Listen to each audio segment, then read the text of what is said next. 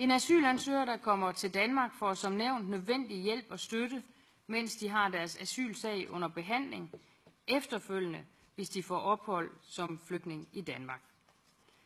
Men medbringer asylansøger tilstrækkelige midler, så må asylansøgeren selv dække udgifterne til kost og logi.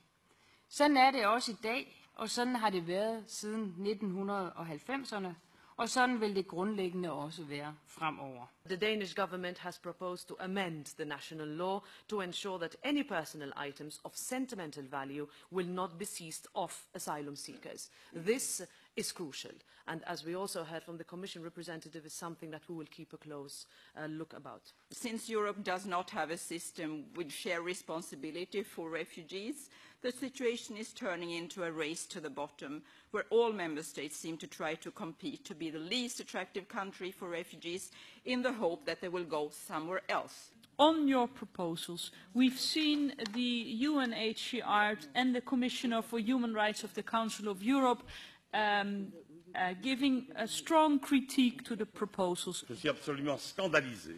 J'ai entendu les réponses des ministres. Ces réponses ne nous satisfont absolument pas. Ces réponses sont en contravention flagrante avec les traités et avec les valeurs européennes.